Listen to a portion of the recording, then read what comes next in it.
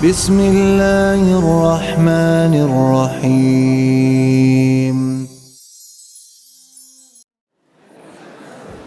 بسم الله الحمد لله والصلاة والسلام على رسول الله وعلى آله وصحبه أجمعين أشهد أن لا إله إلا الله أشهد أن محمدا عبده ورسوله السلام عليكم wow Allahu Akbar wow this is an exciting crowd here you know what here we are we're in Oslo right Oslo that how you say it Oslo or Oslo Oslo yeah not too slow, just Oslo. Oslo? With a shush? Okay. If that's what you like, I like it. Works for me. We're here in Norway, and that's a good place to be. I'm coming to you from Helsinki in Finland, and before that we were in the Uk. You know where's the Uk? I don't know why everybody else spells it. I like to say it. Uk. UK. Yeah? Alhamdulillah. I was listening to him introducing the topic for today, and he was saying that Islam is the solution for the world. Did you hear that? Did he say that? Where is he? There. Fahid, Ana Dalil, where's your proof? Huh? I thought you were going to give the proof, Sheikh. Oh, I thought we were going to have like a dialogue. Oh, I'm going to interview Fahid and I'm going to ask you and you're going to tell me what the proof is and make me look smart. No? Who knows where the proof is? First of all, is it true? Is Islam the solution for the world? Is it? Let's take a vote. How many say Islam is the solution for the world? Yay! Allahu Akbar! Allah. How many say, I don't know, I'm not sure? Anybody not sure about it? You guys are already convinced, but I don't need to give a speech.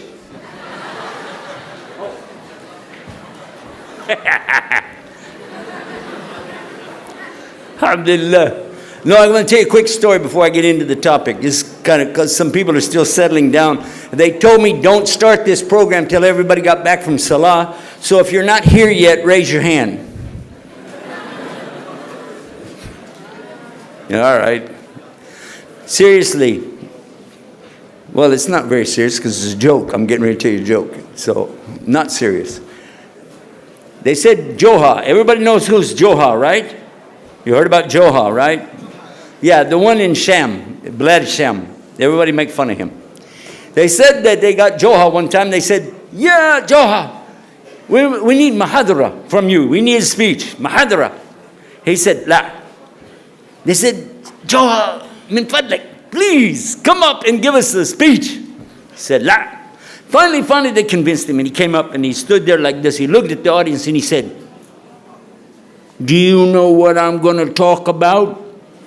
They said, well, no. He said, then why should I waste my time talking about it? And he walked away. And then they went and got him and said, come back, please. And they got him back up again. He looked at the audience again. He said, do you know what I'm going to talk about?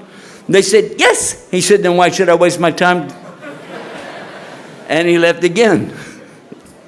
So on another day, they got him and said, please. Now, the audience is getting wise now, right? So when he got up, he said, you know what I'm going to talk about? Half of them said, no. The other half said, yes. He said, the ones who know, tell the ones who don't know. Goodbye.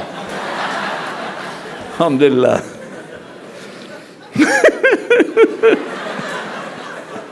I like that one. That's funny. Alhamdulillah. Alhamdulillah Rabbil Alameen. Anyway, I was listening to the topic and I was saying, I'm not sure I like the title. I don't think it fits. Let me tell you why. Because I don't think the world is the problem. Allah, He created the universe, yes or no? The universe isn't having a problem. And He created the sun and the moon and the stars and the planet Earth, yes or no? So that's not where the problem is. Where's the problem? Who will tell me what the problem is? Us, right? The human beings on the earth. So can we, I'm just asking, it's up to you, can we change the title and say Islam, the solution for mankind? Everybody like that one? Yes. I don't like it. No, because he said mankind. What about womankind? You got to be I got to be fair, yes or no? That's right. How about if we say Islam is a solution for humans? Is that, everybody like that one? No, because you still got man in there. Yeah, human. You notice that? So how about if I said Islam is the solution for everybody? How about that? Is that okay? But what about the people who don't accept it? So let's find out two things. What are we really talking about? It's a solution for who? And we're going to find out by finding out what the word Islam means. So we'll start out with that. What is Islam? Now, we already know that a lot of Muslims, when somebody asks them, what is Islam anyway? They go, Islam is peace, brother. It's peace. We love everybody. Don't hurt me. Right? You heard this before, right? Islam is peace.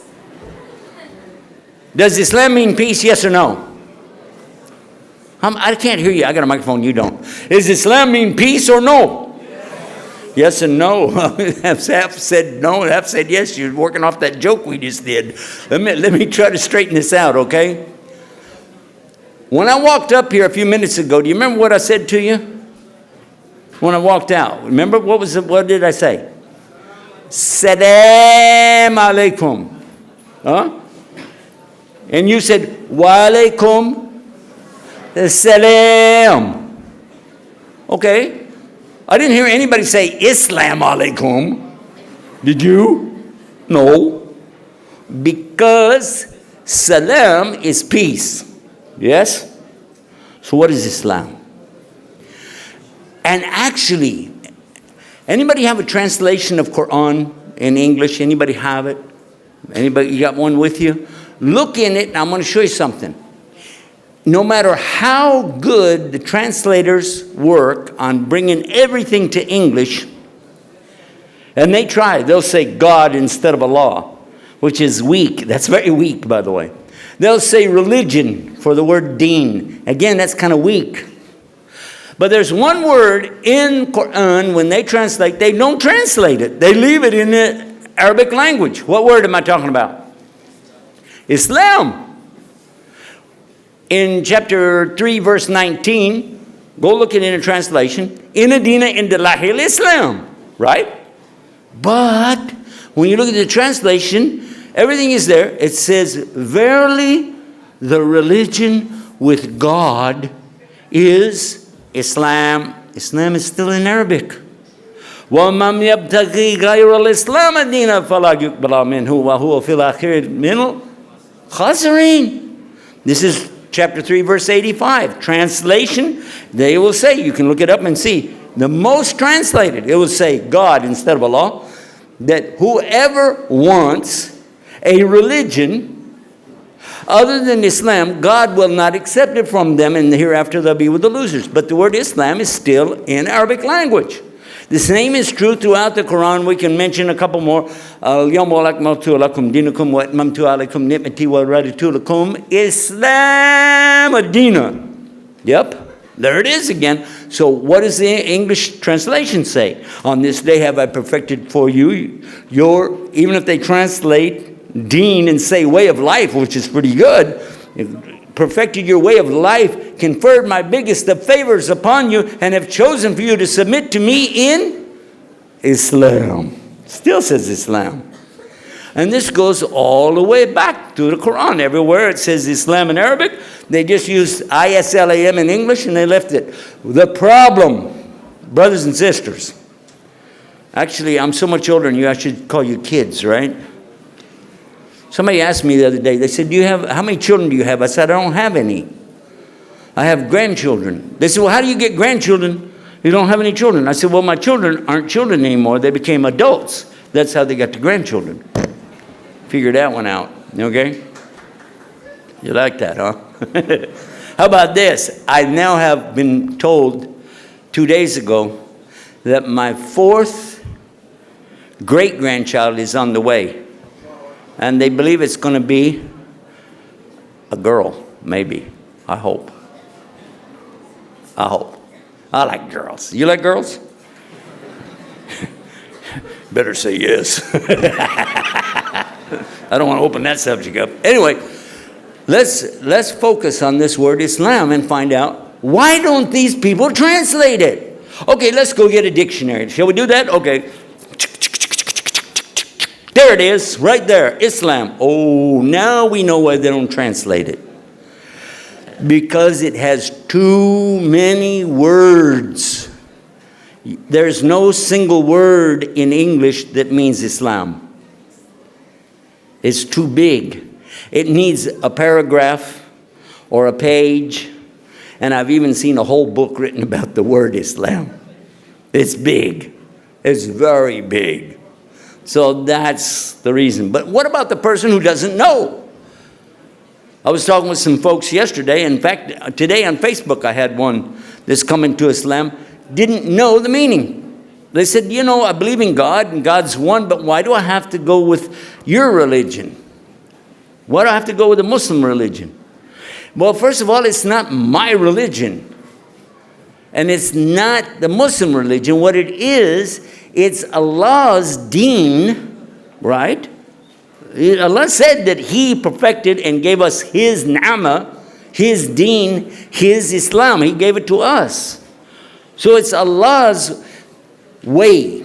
Now, what we found in the dictionary, look at this. First word, surrender. That's in Islam. Did you know that? Heck, we didn't know that. That's amazing. Up to now, we just thought that was something we do, like Iraq, Afghanistan, airport security, surrender. Yeah. But that's a part of Islam. There's still more. In fact, there's 4 more at least. The next one is submission. And this is where you're going to agree to some terms. And you're going to accept whatever God gives you. It's His command, you're going to do it. You don't say, why do I have to wear hijab? Not for the boys, of course. But why 5 times a day? That's because of what Allah wants. Salah is how many times a day? At least 5. Minimum, you can do more, but not less. And that's up to Allah, isn't it? So that's the submission. You're going to agree to that. And then the third thing is to obey. You will obey Allah in the best of your ability. Whatever commandments He gives us, we're going to do it. All right? And then what? This is the one, I love this one. Sincerity. Sincerity. It's in the word Islam. You have to be sincere with Allah or it won't count. Isn't that true? Is it true? Don't I have to be sincere with Allah? If I'm not sincere with Allah, then my Islam is no good. True or false? You can go move your head like that, okay?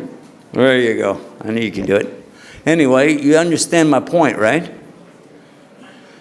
Or do you? How many of you heard this? Islam spread by the what? We all heard the same word, didn't we? Nobody said butter knife, did they? No, Islam spread by the, but it didn't really, did it?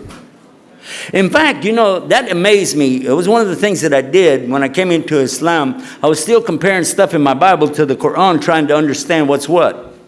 And when I heard this, I said, let me go check that out. So first thing you do, of course, I went to my Bible and got the concordance of the Bible, Strong's concordance of the Bible. It lists every single word in the Bible. You can do that. It's very easy. And even 22 years ago, before there was Google, we could still do word search, but it was on paper. And I went through and I counted every time I found the word sword in the Bible. More than 200 times. Pay attention, boys and girls, I'm telling you something.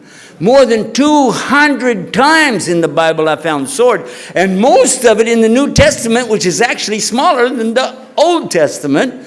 And guess who is saying, get a sword, get a sword? Jesus, according to their book. Listen to this quote. It's in their book. They said, Jesus said, I did not come in peace. Don't think I came in peace. I did not come in peace, but with a sword. That's in their book.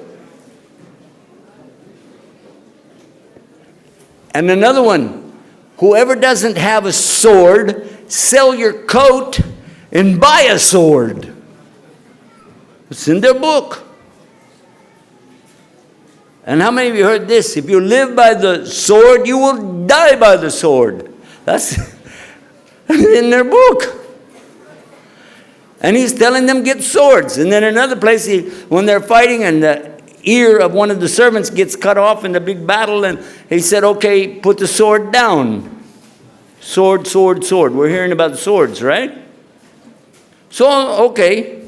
Let me go look now in Quran. Now, in Quran, I'm going to try to be fair, and I'm going to look for any word in Arabic which means sword.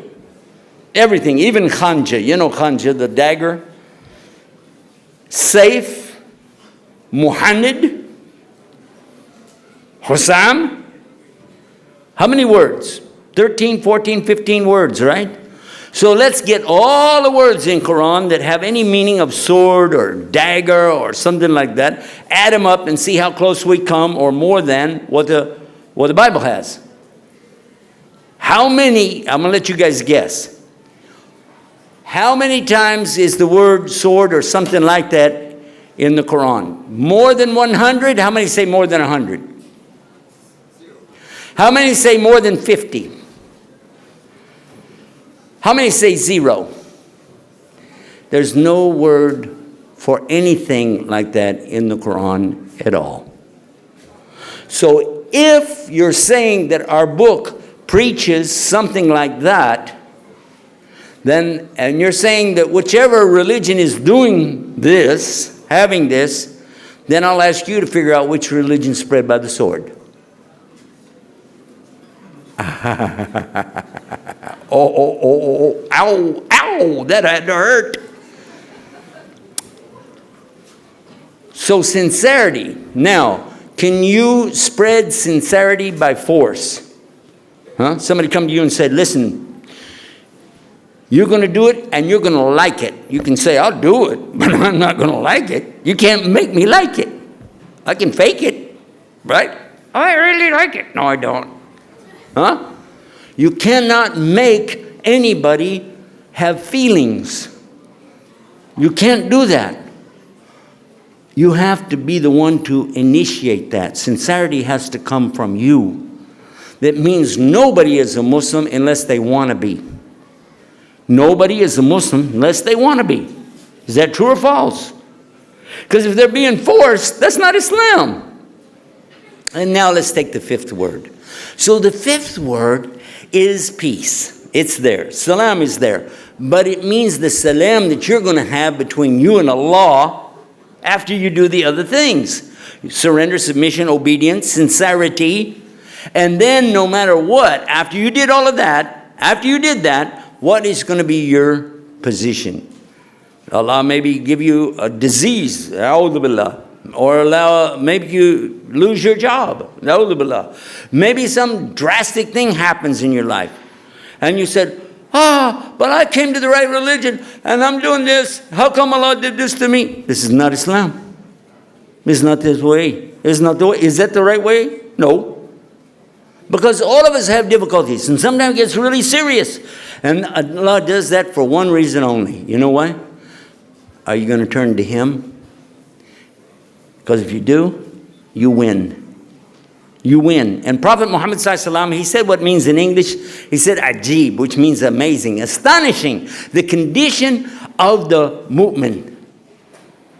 The mu'min, the believer, astonishing condition. Because only good is happening to them. Only good is happening to the believer, because when everything comes his way that he likes it, he says, Alhamdulillah, Shukrullah. He's happy with Allah. And he expresses it properly. He gives the credit to Allah. This is good. But if anything happens that's a difficulty for him, some calamity, some big trial falls on him, he makes sabr. He'll be patient. You know the story of the prophet Ayub, right? Job in the Bible is similar to the story that we have in Islam. Ayub was so patient. No matter what happened to him, he was still patient, believing in Allah. And he didn't complain to anybody. Yeah, imagine. And Prophet ﷺ said, continuing the hadith, that it's good for this person, even though he had a difficulty with it, because he made this patience, then it's all good for him. But it's only in the case of the believer. So this is a beautiful thing in Islam. And it's a part of the word Islam itself. So the things that we're finding out about in this conference and different things that we study about Islam, we find it's all in the word Islam itself.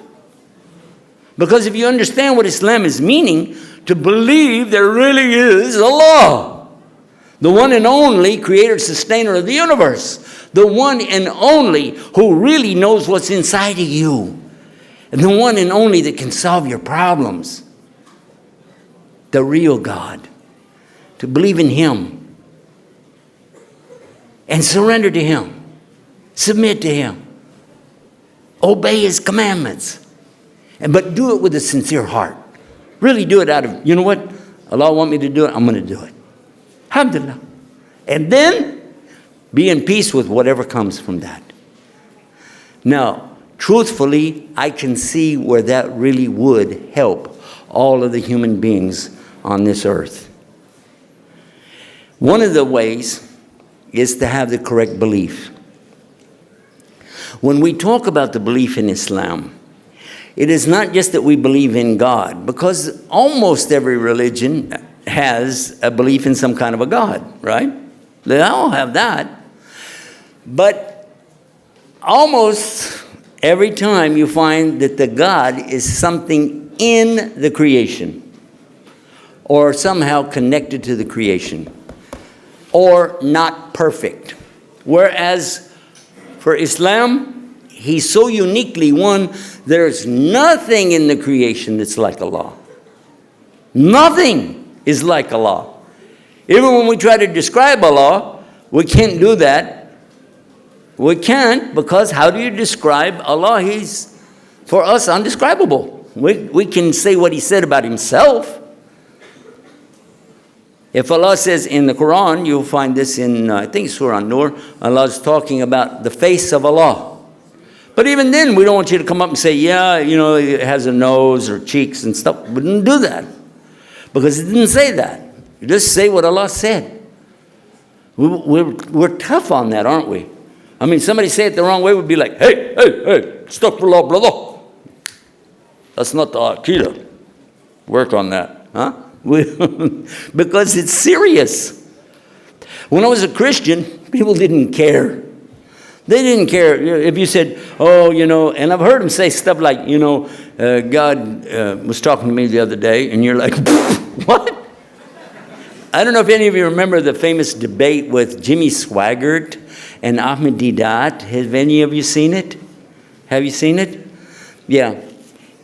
In that debate, if you got the whole thing, some of it has abbreviated, but if you got the whole one on it, at the end of it, Jimmy Swaggart says, the other night, I believe God is talking to me. He's saying to me, he's saying, Jimmy, now you tell them Muslims, I'm like, are you serious? He even gave him a Louisiana accent. I mean, it was like, I can't believe this guy. I wanted to focus on this, though, because the most important part about Islam is what we believe. Because a lot of good people out there, they do good deeds, they're kind, they're generous, they're sweethearts, we like them. Even they're not Muslim, but they're nice and, you know, easy to get along with. And people will say, well, why can't this person go to paradise? I mean, he's nice. He didn't do anything wrong. Everybody likes him. What's wrong? You know what's wrong? First of all, we're not the ones that created him, are we? We're not the ones that created him.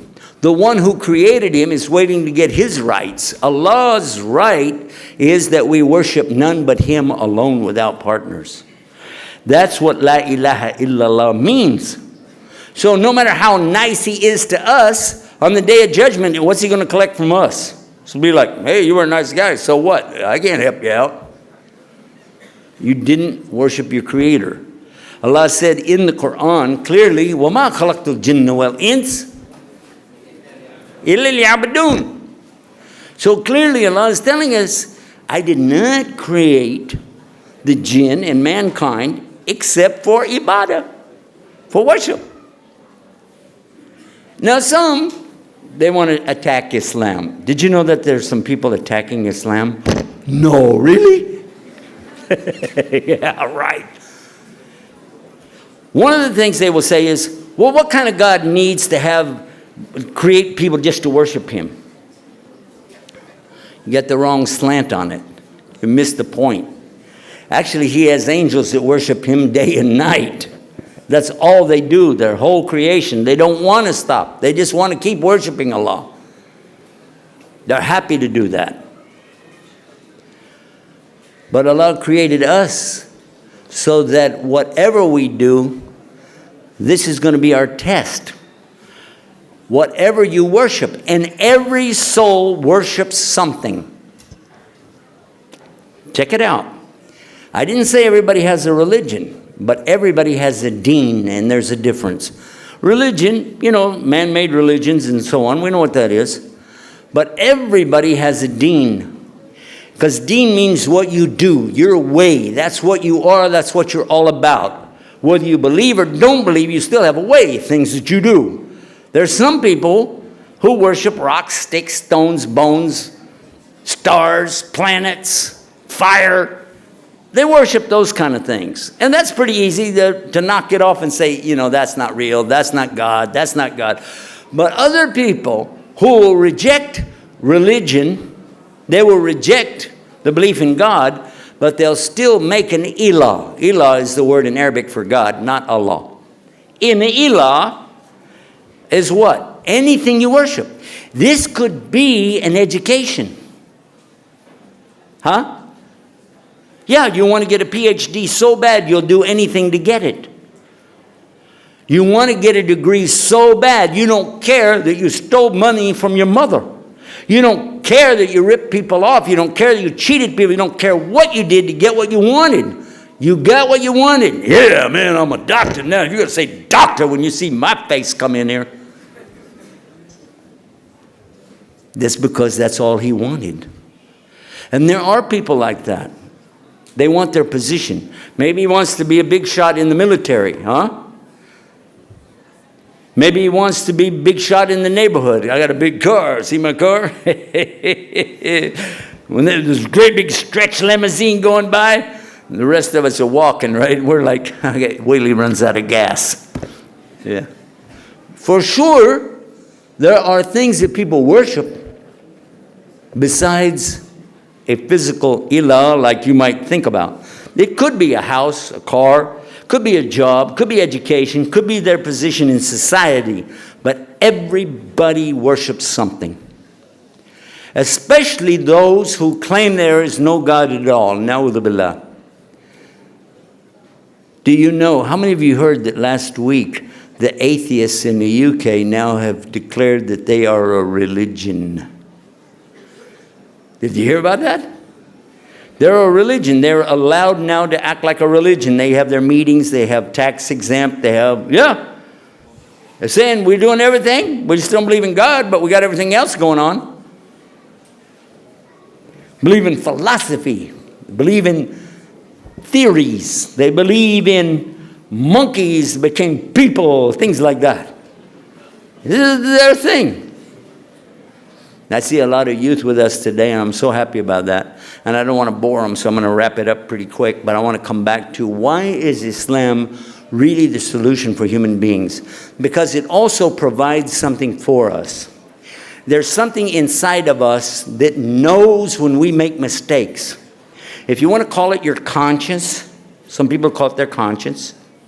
Some people will say it's like their, record keeper, keeping up with what's going on.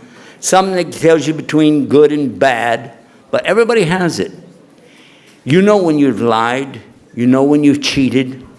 You know when you've hurt somebody's feelings. You know when you said bad things about somebody. All of us do. Every one of us knows that we do that. And inside of us, that builds up. And it has a tendency to do what? Our Prophet ﷺ told us clearly, when a person lies, it puts a black mark on their heart. And they continue lying until the whole thing is black.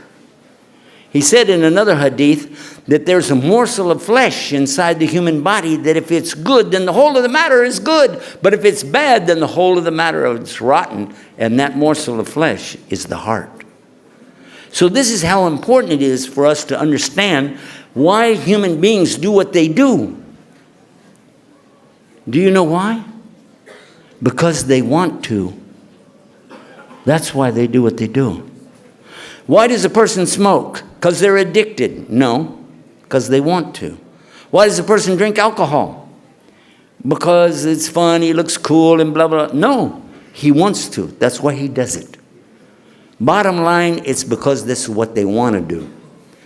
The addiction comes later. But even then, if they really wanted to, they'd find a way to quit. Human beings really are operating out of something inside of them that's telling them, this is right, this is wrong, this is right, this is wrong. And when you go against it, then you'll start having problems that you can't solve. And every single human being wants the same thing.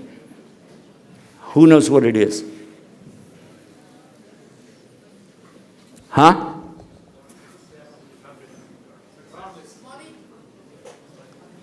What? Happiness? Not exactly. You're real close though. Huh? Success? You're also real close, but that's not the word I'm looking for. Huh? Pleasure? You guys are on it, though. You're getting around this thing. It happened to me many years ago, maybe 50 years ago. I was sitting with one of my friends talking, and he hit me with it all of a sudden. He said, "Can you answer a question?" I said, "What is it?" He said, "What is it every human wants?" I said, "A beautiful girl." He said, "Not the girls." I said, "Oh, yeah." He said, "Come on, what is it?" I said, "Money." He said, "Not everybody wants money." So really? Whoa, who said it? Peace. That's it. That's exactly what he said. I said, "What do you mean?" He said, "Because everything else will boil down to that one word. You believe that happiness will give you peace. Happiness doesn't always give you peace, does it? You think it does, but what happens when it goes away? Well, you're having a lot of fun, yay! Oh, it's a lot. And then later on you're like, oh man, I got it down over there. We all want peace, and this is why we do what we do. Because we think what I'm getting ready to do is going to make me feel better. I'm going to feel that peace. I'm not going to have any pain. I'm not going to have any agony. When somebody takes drugs for a few minutes, they don't feel their body. And they're like, yeah, that's what I'm talking about. But then when it's gone, it's like, oh man, it's worse than before. So now they need more drug. Oh, that feels pretty good for 2 seconds, so now I need more drug. And they keep going through this. Maybe you've seen somebody on drugs before. You know what it's about. It's not a funny thing. It's not a joke. Because what they really want, the drug gives them something like it for just a few minutes, but then it gets worse and worse. And sometimes the drugs are so powerful, he doesn't even survive the first time. This new crack that they got is really bad. One shot, dead. So this is why, according to the psychiatrists, they tell us that this is the motivator. People will do what they do for one of two reasons. Either they will do something hoping that they're going to get a reward, a benefit, Or they won't do something because they're afraid that they're going to lose something. They boil it down to this: fear of a loss, hope of a gain. You want to gain something, but you don't want to lose anything. Kind of like playing the stock market, kind of like betting on horses. All of that's not in Islam, but you get the idea how it works. What does Islam give us that will solve the problem? This is what's so key. Brothers, sisters, listen closely. This is the end of the talk, and you need this part to share with the world. If you really want this to work, don't leave it in here. Don't leave it in this old winery with the beer barrels out there, whatever those are. Take it home with you and use this. Islam is the solution because what? Because it speaks directly to the heart and solves the problems of the heart and the mind and brings the person together as one whole, complete person, giving him what he needs, the tools that he needs in this life, so that he can be the best human being that he can be. That's what Islam will do for anybody who will really understand it and put it to work. There are many Muslims who have a name like Muhammad, Abdulaziz, or Sarah, Yasmin, something like this, but that doesn't mean they're Muslim. It means they have a Muslim name. Many have it on their passport, Muslim. And when they fly on an airplane, they get a Muslim meal. But does that really mean they're Muslim? The fact that you don't eat pork doesn't mean you're a Muslim. Jews also don't eat pork. True or false? Vegetarians also don't eat pork because they don't eat any meat at all. The real Muslim is the Muslim in the heart first. True or false? But as soon as it's real here, it needs to manifest on the outside. So I don't want to hear this stuff about, well, talk to a sister about hijab, and all of a sudden she says, I have hijab at the heart. Hey, my hijab's in my heart. Call a heart surgeon over here. Get him over here and get that out of there quick. What is that? And for our brothers that are shaving off the beard, I don't know if you know this or not, it's a hadith telling you not to do that. It tells you clearly, listen, it doesn't say grow your beard, it says leave it alone. It says leave it alone. Leave it. Allah will grow it. If He doesn't grow it, it's not your problem. But don't be out there whacking it off. You might say, well, that's a small thing. All the small things add up to a big thing, don't they? Because it's the attitude that you have. Have you said, well, I could get one little tattoo? Huh? I get one little piercing, Huh? But and I know this is not something Allah likes. So if you know you're going to be meeting Allah one day, why would you take that risk? Why would you gamble? Why would you put yourself in such a position for no good reason? Because truthfully, nobody appreciates you doing those silly things. Oh, your friends will be like, oh, that's so cool. You look so, doesn't that look cool? And as soon as you walk away, they go, idiot. They'll make fun of you. Look, he poked those holes in his face. Drew all those pictures all over him when he tries to get it off. It's not cool. Whether it's drugs, alcohol, tattoos, piercings, lying, cheating, stealing, all of these things are wrong. And you already knew that before you started. And I know because I get a lot of emails every day from you guys, your age group anyway, asking me, what about this? What about that? What about this? What about that? One of the things I used to get a lot of asking me from the sisters, is it okay to shave the eyebrows? Pluck the eyebrows out? Huh? I usually get that one like all the time. Why? Because you knew there must be something wrong with it, otherwise you wouldn't ask. Something inside of you is telling you there must be something wrong with that. Let me ask. If you find yourself asking the same question everybody else is asking, then what does that tell you? Inside of you. So Islam speaks to the inside of the person. It speaks to the mind. It speaks to the heart. And it solves your problems provided one thing. One thing. You have to put it into action. So let us ask Allah to make us of the people who will really surrender to Him. submit to him, obey him, be sincere with him, and then be in peace with him whatever we get. Let us be the examples to the others to see what real Islam is in our lives. What do you think? Huh? Ameen. Ameen. Allah give us the success, the tawfiq. ربنا آتنا في الدنيا حسنة وفي الآخرة حسنة وقنا عذاب النار. ربنا لا تؤاخذنا إن نسينا وأخطأنا. ربنا ولا تحمل علينا إصرا كما حملته على الذين من قبلنا. ربنا ولا تحملنا ما لا طاقة لنا به واعف عنا واغفر لنا وارحمنا أنت مولانا فانصرنا على القوم الكافرين. We ask Allah that he make it easy for us in this life. Don't burden us with more than we can handle. Give us good in this life and good in the next life. And let us be the examples, the real examples of our Prophet Muhammad sallallahu alaihi wasallam to the others. Inshallah. Ameen. Assalamu alaikum.